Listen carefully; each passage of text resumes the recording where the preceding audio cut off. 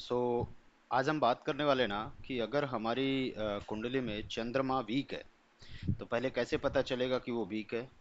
दूसरा, कैसे पता चलेगा कि अगर वो वीक है तो कितना वीक है और उसको कैसे बेहतर कर सकते हैं।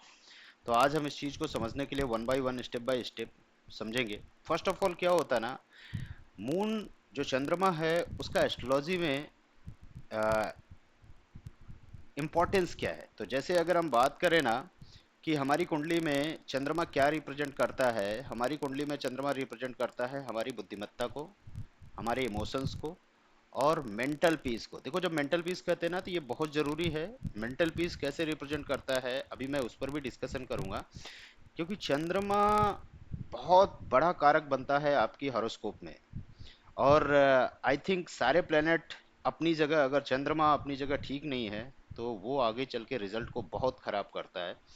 और इस चीज़ को समझना जरूर है। और ये एनर्जी का फॉर्म है ना, इसे बैलेंस किया जाता है। ऐसा नहीं है कि कोई चीज़ वीक है तो वो वीक ही रहेगा। हाँ, वो इवेंट रिप्रेजेंट करेगा, लेकिन आपको उसको मैनेज करना पड़ेगा। एनर्जी अलाइनमेंट आपको पता होना चाहिए। दूसरा ना, अगर चंद्रमा वीक है तो आपका मूड इफेक्ट करेगा, मदरली रिलेशन को इफेक्ट करेगा और दूसरा मेमोरी को इफेक्ट करेगा।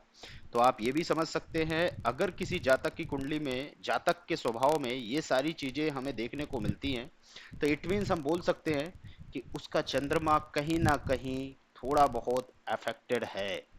और थोड़े बहुत से ज़्यादा इफेक्ट, कम इफेक्ट कई बार परिस्थितियों के अनुकूल भी आता है।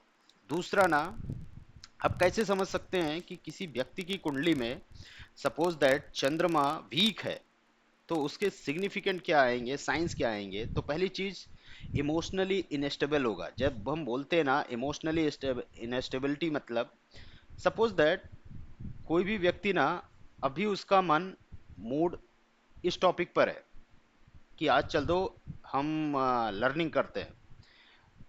जो बच्चे होते हैं, छोटे बच्चे होते हैं ना, आज वो लर्निंग करने के लिए बैठेंगे तो अचानक, लेकिन फिर क्या होगा, सडन उनका प्लान चेंज हो जाएगा।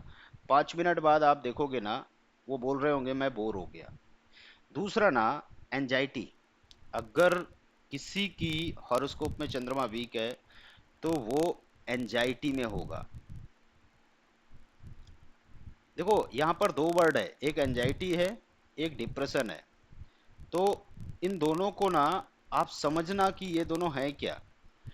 डिप्रेशन दूसरी चीज है, एंजाइटी दूसरी चीज है, लेकिन दोनों काम चंद्रमा के खराब होने के साथ ही करते हैं। लेकिन ये सिचुएशन पर डिपेंड करता है कि बंदा डिप्रेशन में जाएगा या एंजाइटी में जाएगा। डिप्रेशन एक बहुत ही फियर वाला कॉन्सेप्ट है। अगर कि कोई डिप्रेस होता है तो उससे निकाल पाना बहुत टफ होता है। बट एंजाइटी ना, सडन जैसे ही आपका हार्मोन्स रिलीज होता है आप एंजाइटी से बाहर आ सकते हैं। डोपामाइन अगर थोड़ा सा आपका एनर्जाइज हुआ तो आप बाहर आ सकते हैं। तो अल्टीमेटली एंजाइटी जब भी होता है ना, वो फ्यूचर के कॉन्सेप्ट को लेकर प्रॉब्लमेटिक होता है। आप एंजाइटी में तभी जाएंगे जब आप फ्यूचर की चीज़ों को सोच पा रहे होंगे। ये ज़्यादातर बच्चों में होता है। डिप्रेशन आप तब जाते हैं जब आप पास्ट की चीज़ों को सोचकर रिग्रेट फील कर रहे होते हैं। इसमें रिग्रेशन आता है पास्ट की चीज़ों के साथ, क्योंकि ना पीछे मैंने कितना कमाया था आज खो दिया, तो मैं धीरे धीरे डिप्रेशन में जाने लगूंगा। और इसीलिए बोला जाता है कि अगर कोई फ्यूचर में एंजाइटी में है तो उससे अगले पल हम बेहतर रिस्पॉन्स कर सकते हैं, लेकिन कोई डिप्रेशन में है तो टफ हो जाता है। तो ये दोनों कारक ना मून की वजह से होता है। आगे चल के हम इस चीज़ को भी डिस्कस करेंगे कि मून डिप्रेशन का कब कारक बनता है, कब एंजाइटी का कारक बनता है। दूसरा, जाहिर सी बात है अगर किसी का मून खराब है तो उसे स्लीपिंग प्रॉब्लम होगी। जाहिर सी बात है, किसी का एंजाइटी है, फियर है, डिप्रेशन है, तो नींद नहीं आएगी।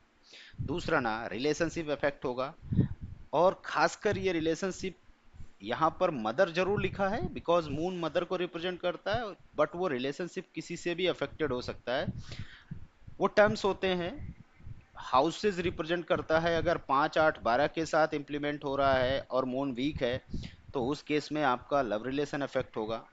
बट अगर 5 9 11 है तो उस केस में ये रिलीफ भी होगा, बट कहीं ना कहीं ये कनेक्टेड होगा मदर वगैरह के साथ। तो जनरली रिलेशनशिप का कॉन्सेप्ट भी डिस्टर्ब होता है। दूसरा, कंफ्यूजन होता है। That is the most important thing ना। जो भी बिजनेसमैन, जो भी यंगस्टर, जो भी लड़के आज की डेट में ना मून से अफेक्टेड है, वो डीप प्लानिंग नहीं कर पाएंगे।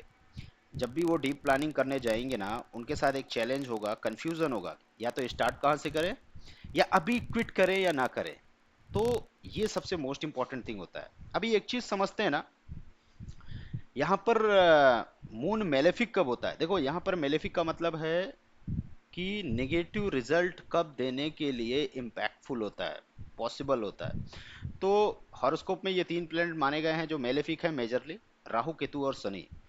तो अगर राहु के साथ मून का संबंध बन रहा है, या राहु के साथ, सॉरी, या राहु नहीं, या फिर केतु के साथ मून का संबंध बन रहा है, या फिर सेचन के साथ मून का संबंध बन रहा है, तो इन सारी कंडीशंस में मून मेलेफिक हो जाता है। बट यहाँ समझने की जरूरत है, बहुत सारे एस्ट्रोलॉजर आपको बोलेंगे ना, अगर इनके साथ रिलेशन बन गया तो ये बैड रिजल्ट ही देंगे, नहीं देंगे बैड रिजल्ट।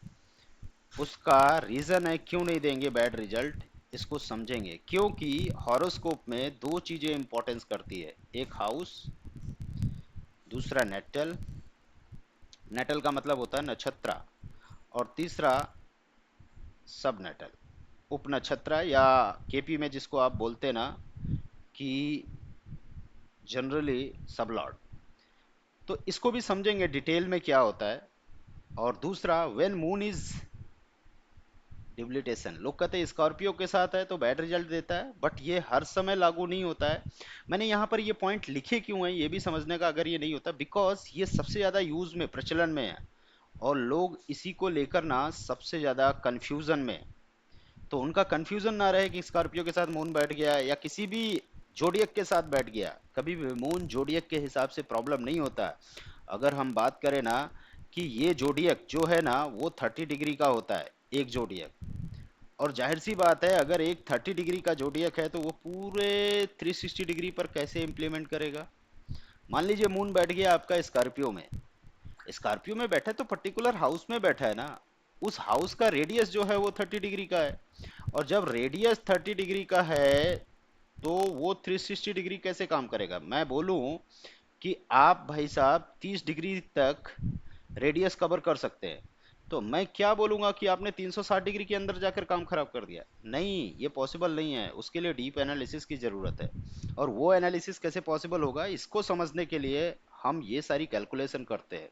हाँ, ये जरूर है, सपोज दैट मून आपका छठे भाव, या फिर आठवें भाव, या फिर 12वें भाव के साथ यदि संबंध रखता है, तो वहां पर मून का रिजल्ट थोड़ा सा कॉन्शियस होता है। अब अगर बताऊं कि मून का रिजल्ट कॉन्शियस हो रहा है तो क्यों हो रहा है, लेकिन कॉन्शियस किस रिलेशन में होगा, किस प्रोस्पेक्ट में होगा, ये भी समझना जरूरी है। अगर आपका मून 1, 6, 8, 12 भाव से संबंध रखता है, प्लस मून की दशा चल रही है, या अंतरदशा है, या प्रत्यंतर दशा है, या कुछ भी है, उस कंडीशन में मूल आपको हेल्थ इश्यूज देगा। यही चीज अगर मैं बात करूं कि यदि आपका मून 6, 8, 12 भाव में है, और मेलेफिक यानी कि राहु, केतु या सेशन के साथ मून अलाइन हो रहा है, तो इस कंडीशन में आपको लिटिगेशन देगा। तो कभी भी ये मत सोचिए कि किस अवस्था में क्या दे रहा है, वो डिफरेंट डिफरेंट सेगमेंट है, भाव का अलाइनमेंट जिसके साथ बनेगा उस तरीके से मून आपका रिप्रेजेंट करेगा। तो जनरली मून अलग अलग चीज़ों के साथ इंप्लीमेंट करता है अलग तरीके से। जाहिर सी बात है, ये बेसिक रेमेडी है। अगर आपका वीक मून है तो वाइट क्लॉथ पहनिए ज़्यादातर, बिकॉज वाइट क्या होता है ना, एनर्जी को अवशोषित नहीं करता है, ये रिफ्लेक्ट कर देता है। तो जब हम कहते हैं, ये क्यों कह रहे हैं कि आप वाइट क्लॉथ पहनिए, मंडे को नहीं, आप सारे दिन भी पहन सकते हैं अगर आपका उस दशा में मून वीक चल रहा है। क्यों, अगर आप निगेटिव ऑलरेडी है और कोई निगेटिव एनर्जी आपके साथ आई तो वो वॉल्यूम को हाई कर देगी। बट अगर आपने वाइट क्लॉथ ले रखा है तो निगेटिव एनर्जी आपके साथ उस एनर्जी में इन्वॉल्व नहीं होगी, तो रिफ्लेक्ट हो जाएगी। इसीलिए आप लोगों ने देखा होगा, जब भी हम किसी की डेथ पर जाते हैं, जब हम किसी की डेथ पर डेथ डेथ इवेंट पर जाते हैं ना, तो हम ज़्यादातर वाइट क्लॉथ अलाउ करते हैं या आप पहन के जाते हैं। उसका एक रीजन है, हम लोगों ने कभी इस चीज को सोचा नहीं होगा, बट उसका एक कॉन्सेप्ट है। बिकॉज जब आप शमशान में जा रहे हैं, जब आप किसी भी जगह पे जा रहे हैं, वहां पर बहुत सारी एनर्जी फ्लो कर रही होती है। जाहिर सी बात है, हर व्यक्ति जब मरता है उसकी आत्मा एनर्जी के रूप में ही ट्रेवल कर रही होती है। तो उसमें कुछ पॉजिटिव है, कुछ नेगेटिव है। सपोज दैट आपने ब्लैक धारण किया जो सबसे ज्यादा एनर्जी को अट्रैक्ट करता है, और वो एनर्जी नेगेटिव हुई और आपके साथ लग लिया, चिपक कनेक्ट हो गई, तो आपको प्रॉब्लम में डाल सकती है। तो लोग ज्यादातर व्हाइट क्लॉथ इसीलिए फॉलो करते हैं, बिकॉज ये आपके मेंटल पीस के लिए सबसे बेस्ट कलर है। दूसरा ना, डोनेट कीजिए मिल्क। देखिए ये भी एक अलग चीज है। डोनेशन कभी भी रेमेडी के लिए लागू नहीं होता। मैंने इसको लिखा जरूर है, बट मैं इसको काटता हूँ। लिखने का कारण ये था ताकि आपको बता सकूं। देखिए रेमेडी क्या है ना, जो आज हम कर रहे हैं उसके बिहाफ पर रिजल्ट चाह रहे हैं, वो रेमेडीज है। बट जब भाई आप डोनेशन कर रहे हैं तो ये सोच के कैसे करेंगे कि इसकी वजह से मुझे ये रिस्पॉन्स मिलेगा, फिर तो वो डोनेशन रहा नहीं। तो ये मिथ तोड़ दीजिए कि रेमेडीज को डोनेशन के तौर पर अलाउ किया जाता है। ये गलत प्रथा है। अगर आपको कोई सजेस्ट कर रहा है तो आप उसका विरोध करिए, उसको अवॉइड कीजिए। हाँ, अगर आपको डोनेशन करना है, नो डाउट आप ऐसे ही करके आइए, बिकॉज कर्मा हमेशा रिवर्ट आता है। तो आफ्टर सम टाइम आपने अगर आज डोनेशन दिया है तो हो सकता है उसका कर्मा अलाइनमेंट आपके साथ होगा, और टाइम टू टाइम कभी ना कभी वो आपको रिस्पॉन्स करेगा। बट ये सोच के मत करिए कि मेरा मूड खराब है तो मैंने ये कर दिया, राइस दे दिया, शुगर दे दिया, मिल्क दे दिया, तो मेरा मूड ठीक हो जाएगा। नहीं ठीक होगा। वो हो भी सकता है, नहीं भी हो सकता है, क्योंकि कर्मा कब रिफ्लेक्ट करेगा ये किसी को नहीं मालूम है। दूसरा, सर्व योर मदर, सिंपल सा है, इसमें कॉन्सेप्ट है। अगर आपका मूड खराब है, जाहिर सी बात है जब व्यक्ति माइंडली डिस्टर्ब होता है तो किसी ऐसे व्यक्ति की तलाश में होता है जिसके साथ उसको प्रेम मिले, प्यार मिले। तो इस कंडीशन में ना सबसे बेस्ट पॉसिबल पर्सन कौन होता है जो आपको हर स्थिति में सपोर्ट करेगा? मदर। तो इसलिए बोला जाता है सर्व योर मदर, अपनी माता के साथ रहो और वर्क करो। अगर आप भी करते हैं तो ये रिस्पॉन्सिबल होगा। मोती पहनना चाहिए, नो डाउट, और प्रॉपर एनालिसिस के बाद पहनना चाहिए। उसका रीज़न है क्यों? बिकॉज ये कॉस्मिक एनर्जी है, ये बॉडी में आपके ब्लड के साथ फ्लुएंस ऑरा के रूप में करती है। तो कहीं ना कहीं अगर निगेटिव इंपैक्ट हुआ तो आपको प्रॉब्लम करेगा। दूसरा ना, chant, chanting is the best way, आप कर सकते हैं। लेकिन मैंने यहाँ पर ओम सोम सोमाय नमः लिखा है। आपको ये लिखने का कारण भी था कि ये गलत है। और क्यों? क्योंकि हम लोग ज़्यादातर ऐसे ही इसको फॉलो करते हैं। तो आपको चाहिए कि अगर इसको सही वे में करना है तो इसको ओम सोम नमः शिवाय, क्योंकि ओम सोम नमः शिवाय ये आपके एनर्जी को डिफरेंट रूप में फॉर्मेट करते हैं। ओम नहीं बोलना चाहिए, ओम बोलना चाहिए। अगर आप चैंटिंग करते हैं, नो डाउट पॉजिटिव एनर्जी को अट्रैक्ट करेंगे और मून को बेटर करेंगे। And the next thing, conclusion हमारा ये है, अगर आप फीलिंग इमोशनली अनस्टेबल हैं या फिर लॉस्ट हैं, या आपका moon might be weak in your chart, आपको ऐसा समझना चाहिए। आपको कंसल्टेशन लेना चाहिए किसी ना किसी से, अच्छे एस्ट्रोलॉजर से या अच्छे पुरोहित, जो भी आपकी जानकारी में हो। बिकॉज कुंडली में क्या है, इससे आपका भाग्य नहीं बदल सकता, लेकिन आपके नेगेटिव इम्पैक्ट कम हो सकता है।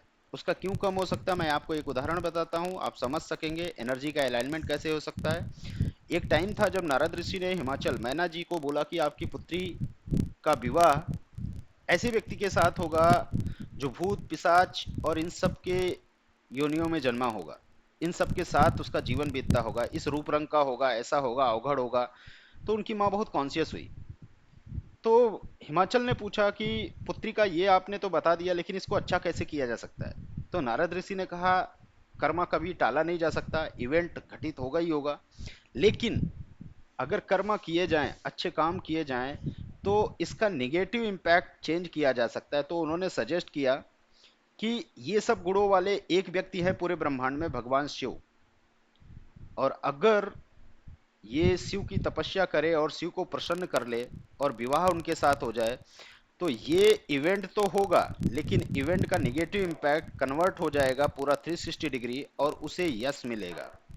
आप लोगों को पता होगा कि पार्वती जी ने तपस्या किया, शिव जी को प्रसन्न किया और अपने कर्मास को चेंज किया। तो अल्टीमेटली ना, हॉरोस्कोप सिर्फ इसलिए है कि आपको इवेंट, घटना, दुर्घटना जो भी होने वाली पता चल जाए, और आप एक सही एस्ट्रोलॉजर, सही व्यक्ति से कंक्लूजन लेकर उसके रिजल्ट को हैम्पर होने से बचा सके। तो नो डाउट अगर आप हमसे कंसल्ट करना चाहते हैं तो आप हमारे व्हाट्सअप नंबर, कॉलिंग नंबर पर कंसल्ट कर सकते हैं कॉल करके। And the second thing, moon position कहाँ पर है, कैसा है, इसके बारे में डीपली समझने के लिए बिना कंसल्टेशन के कोई भी उपाय मत लीजिए। That is the important thing. Thank you. मिलेंगे नेक्स्ट स्टेप में, नेक्स्ट कॉन्सेप्ट के साथ, नेक्स्ट रिसर्च के साथ।